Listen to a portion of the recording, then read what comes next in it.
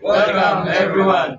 Today, we are diving into a fascinating intersection between mathematics and physics by exploring how first order differential equations help us understand motion. When we talk about motion in physics, we're often looking at how things change, how a car speeds up, or how an object falls, or even how a spacecraft glides through space. These aren't not static snapshots, but dynamic processes where variables like velocity and position change over time. This is where differential equation came in. Especially first order differential equation provide a powerful way to capture these changes by describing how velocity or position shift with time. This equation let us predict the future position based on the current condition and forces acting on the object like gravity and friction. If you ever watch a ball drop like this, you've noticed it speeds up due to gravity. But what if there's an air resistance? Suddenly, there's an extra force that alters its acceleration, and a simple description is no longer sufficient. A differential equation gives us a way to model this complexity, so we can answer our questions like how fast will it be moving after falling for 3 seconds? Or will it reach a maximum speed? Throughout this topic, we look at how to set up, solve, and interpret this equation using them to understand and predict the behavior of object in motion. So get ready to see how math gives us a new lens of the physical world, turning abstract ideas into a tangible prediction. So let's imagine we're tracking an object in free fall. Like skydiver just they jump out of the plane.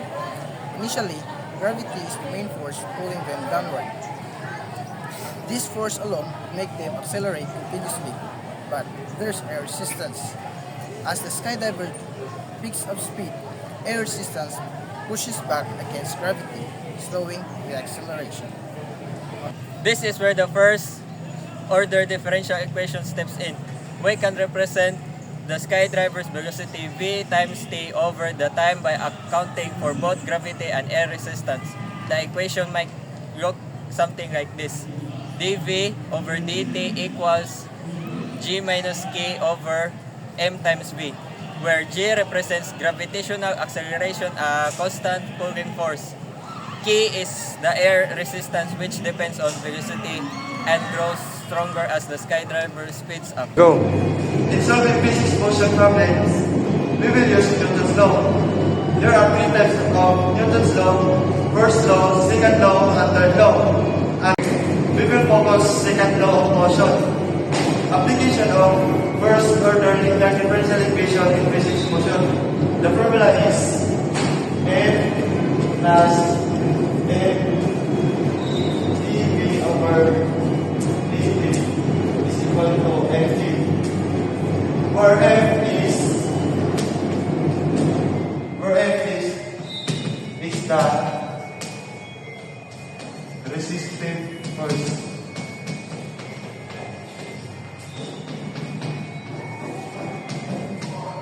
F is a mass, and G is acceleration.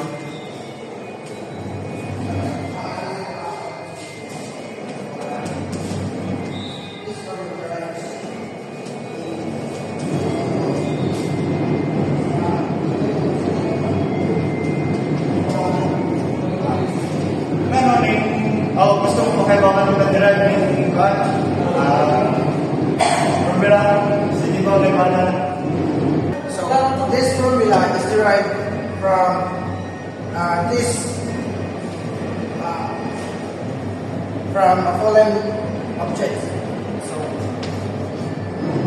this object having the mass and falls in the gravity and its variable is mv, which mass times the gravity. So mass times gravity. That's it. so now, kasakto sa letos.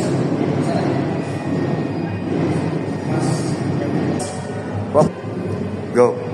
So mass times gravity. So we can create an equation, mass times gravity, and there is a resistive force from this falling object, which is what air resistance. Air resistance.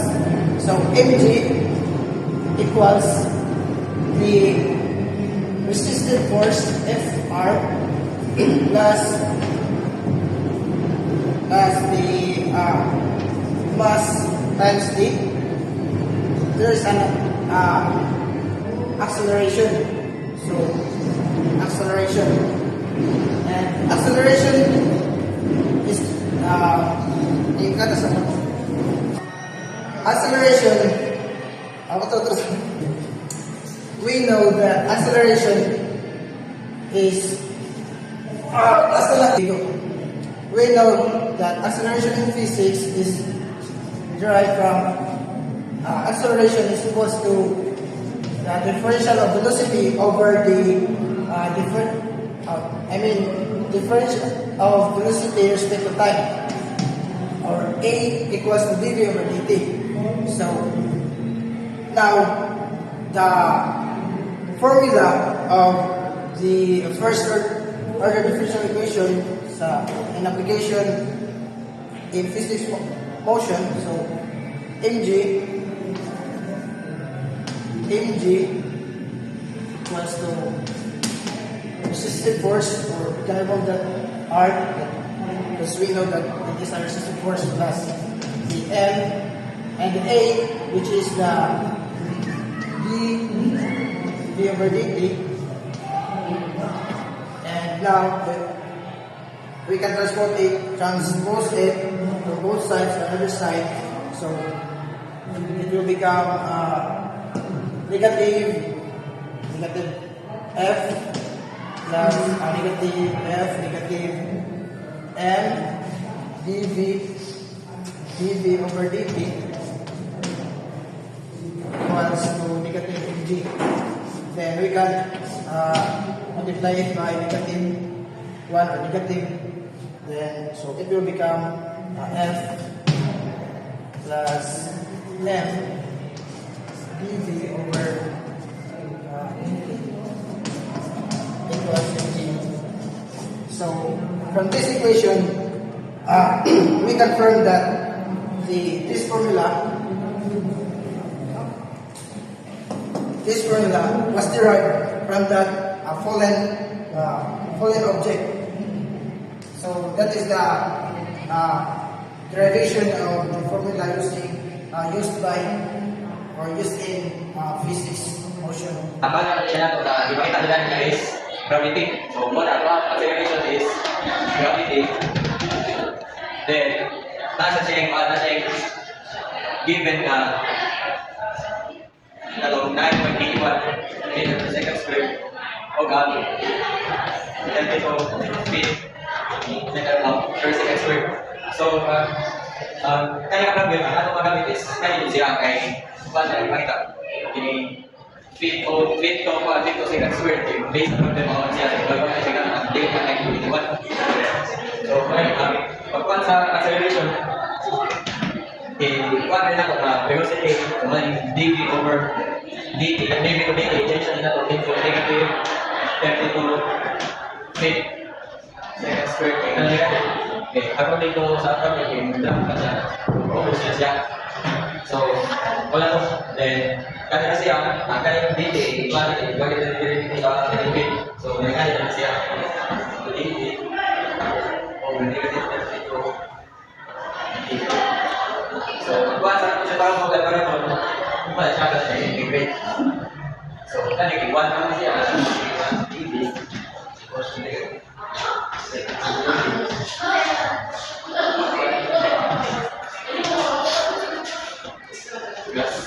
So, dapat general solution. So, magbuhat sa particular solution, initial scenario.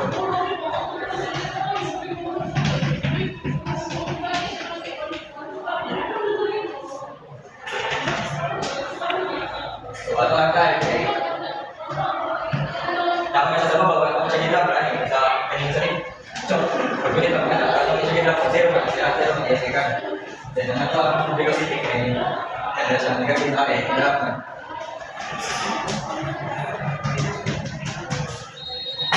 So, sa video ka sa bagay na. Then dito kasi kasi ani kahit negative ka na. So,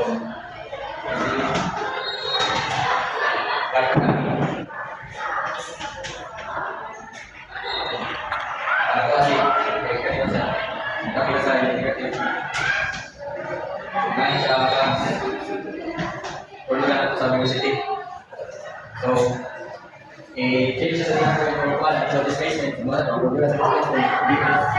dk, so negative so kaya na siya. Kaya kami magkakaroon sa bubog.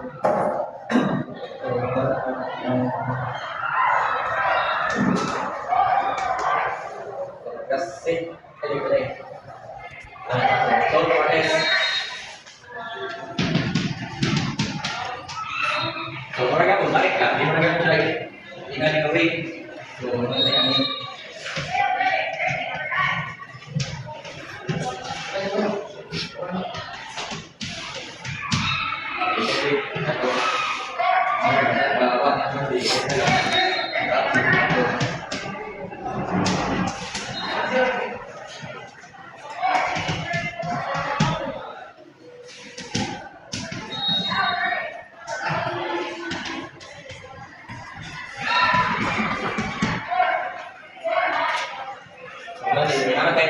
kani siya ang ikakwana, mawala ng integral ka. Then, ito, nagtanong siya. D1 plus 1 over 1 plus 1 500 T plus C. So, kani, i-divide yung 1, i-divide mo siya o i-divide yung 4 mo ni kawin ka, nakipasa siya. Ipasa niya, sukat siya. D squared over 2 then negative 500 C. Then divide natin sila 4 magiging 16. So, ano siya? Negative. D squared. C. Then, sabihin ko na then, kuhaan sa particular solution, kailangan sa apply sa kao, atong kuhaan, atong initial scenario.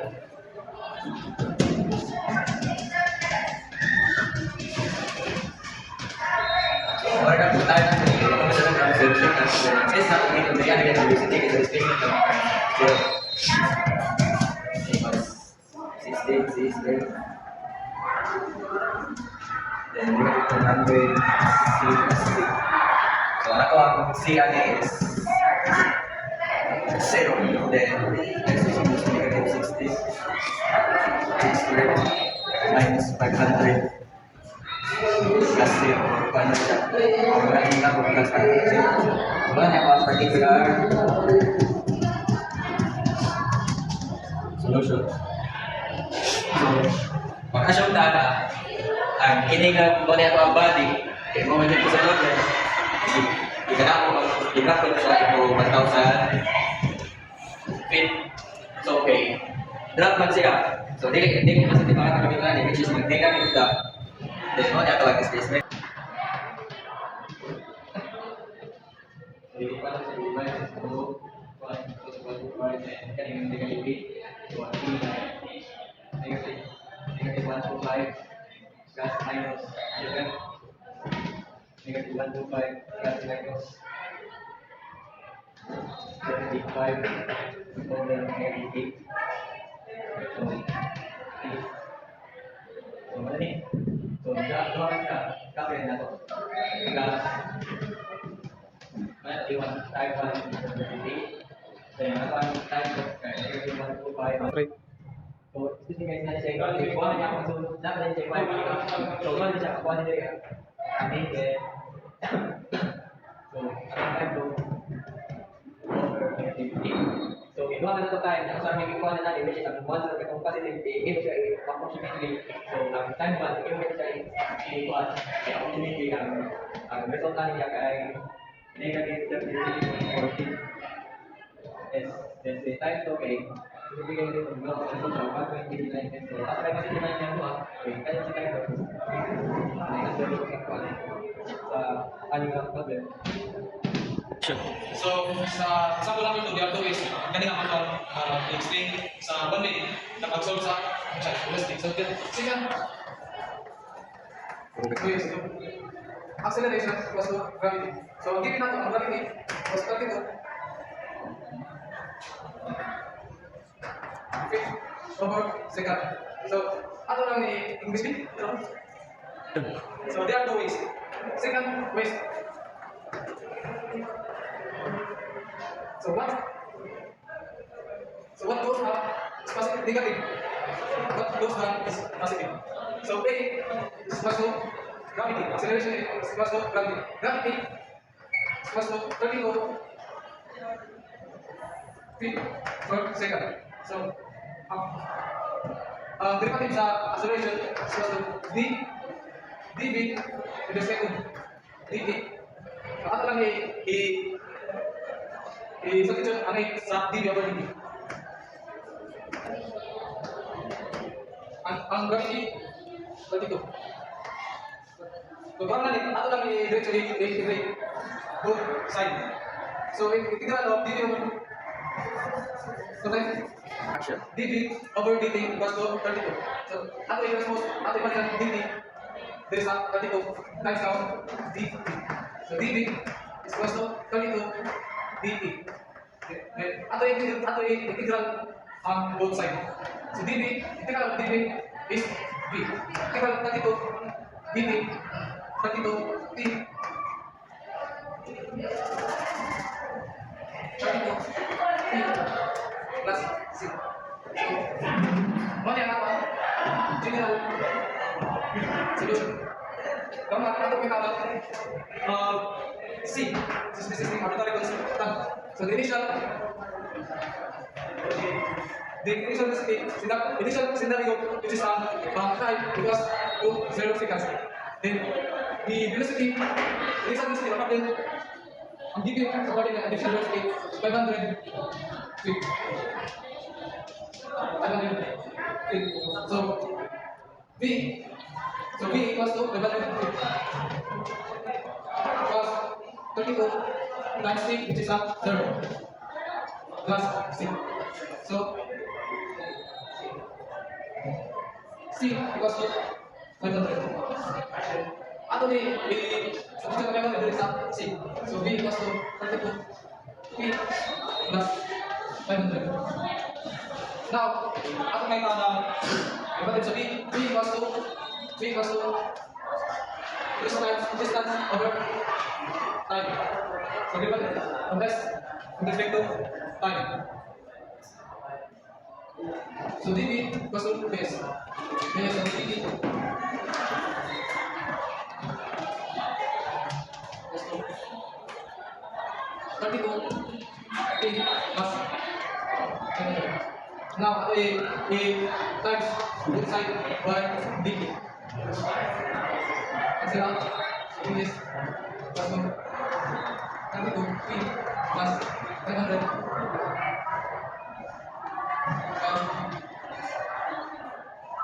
So kalau natin integrate both sides. So integral radius is equals to s distance and integral 32 is distributed upon dt. So integral 32 is t plus 16 t squared plus 500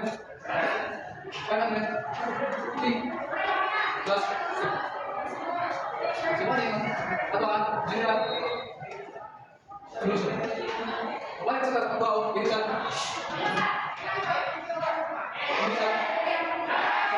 which is anti equals to 0, then s equals to 0. So s equals to 0, 16 is 1, 0 plus 500 t equals to 0 plus 6. So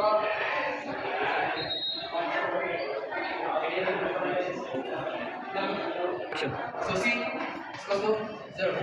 Distributive C is 0.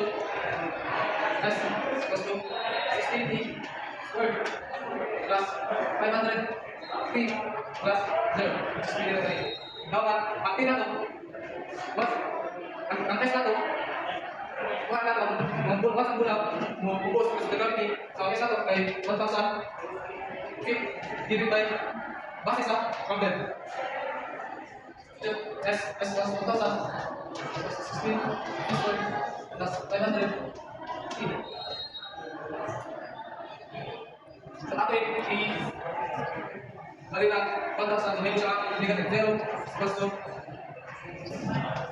0 equals to 16T squared plus 500T minus 1,000. Pwede na natin gamitan ito sa program ito, which is mode then 5 integration then 3. So which is kung gawas ka answer pa. Sa ato mga solve ato gamitan ito quadratic formula. So formula sa quadratic T is equals to negative B plus negative square of B squared minus 4AC over 2A. So T ang B is 500 negative plus negative square of B again 500 squared minus 4 A 16 in C negative 1,000 over 2A sa A 16 times 16 so T equals to negative 500 plus minus square root 314,000 over 42.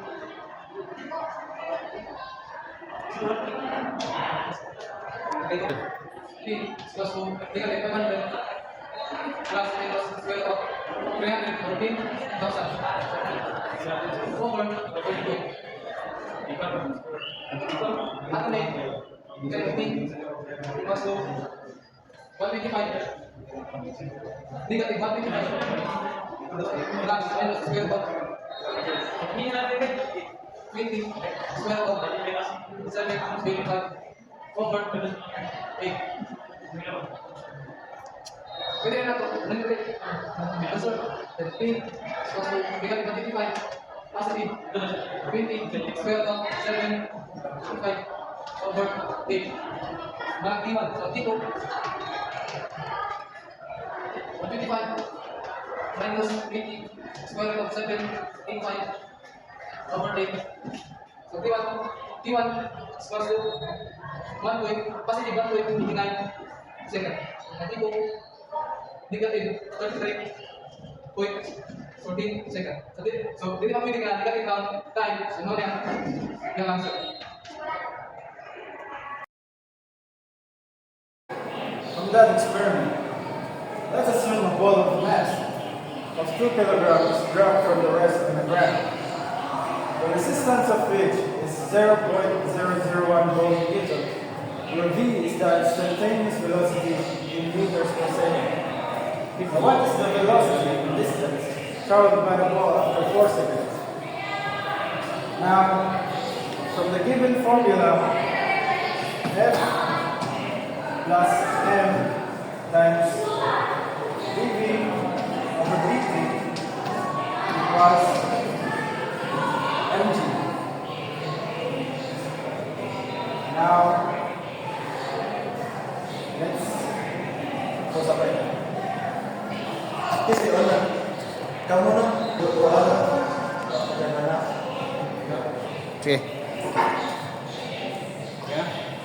So given this formula, we can write the resistance of the force, which is 0.001 V plus the mass 2 times dV over dt equals to the mass, and the gravity, which is constant 9.81.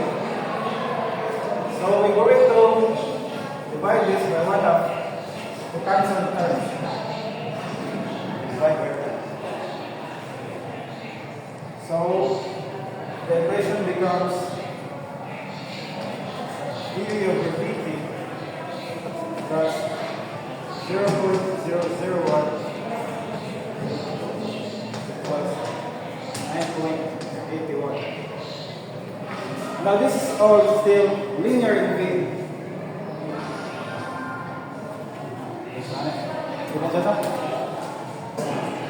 Sige. Isa. Remember, this is still linear in V. So we can solve it like this. V A is the integral of 1 over 2000 dt was 9.1.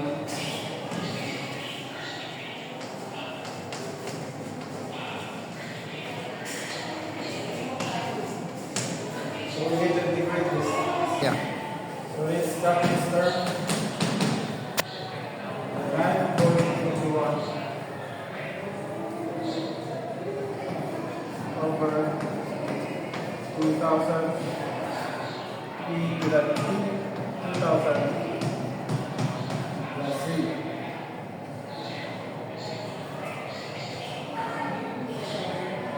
After we integrate it, it becomes v over 2000. This is equals now to 90 which is 50 e raised to t over 2000 and plus c. Now let's divide this to cancel terms.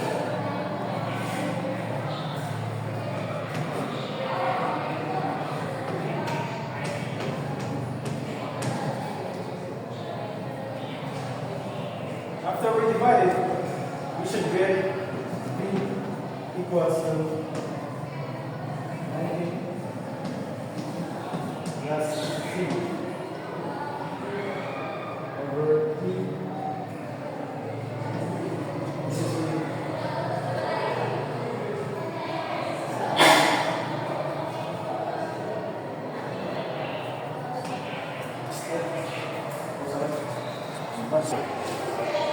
this e raised to 0, which is equals to 1. Now c should be now equals to negative 90, 620. Now this all becomes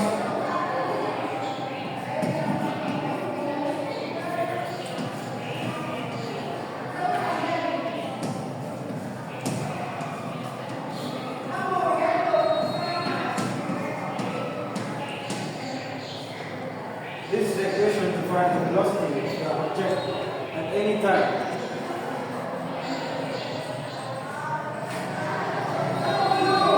Now the time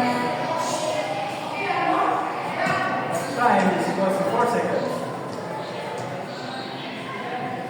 Now what is the velocity? Here we get the equation v is equal to 90 620.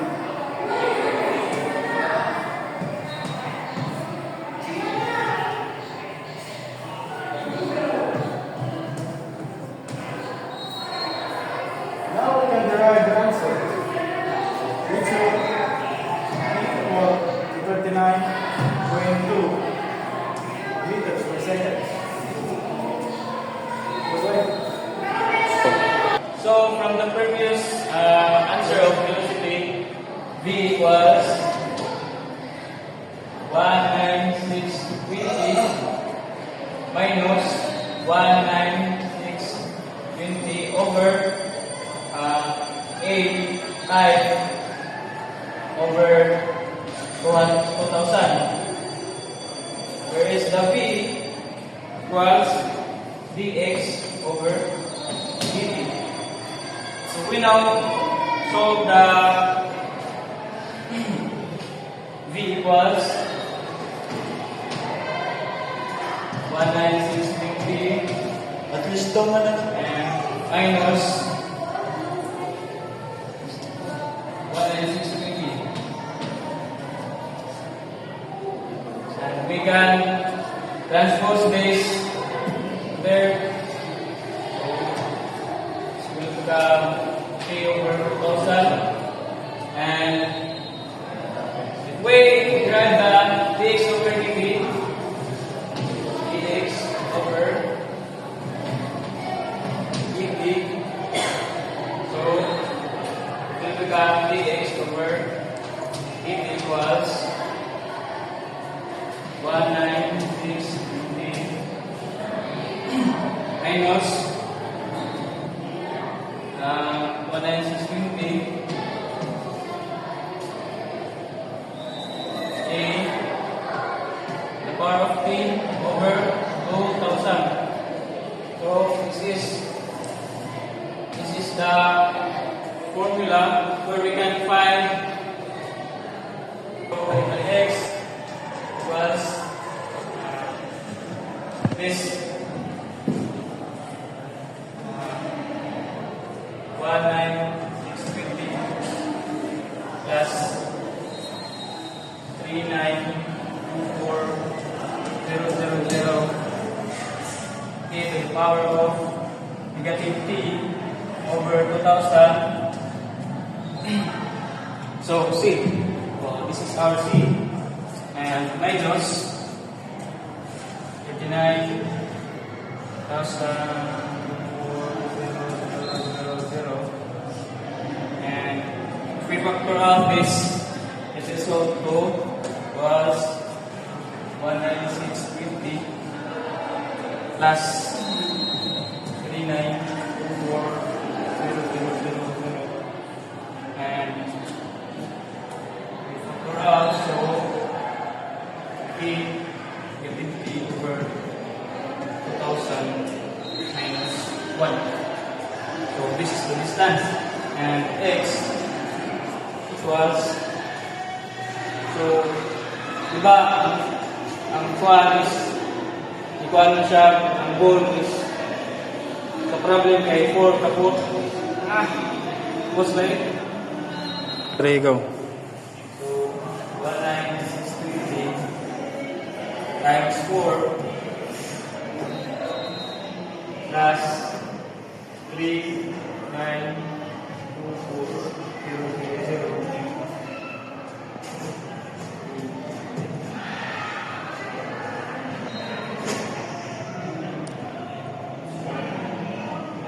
So x equals 23.43.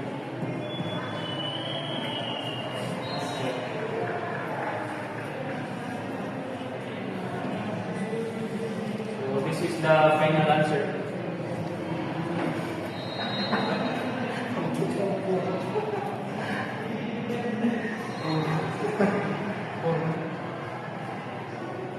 Tungan.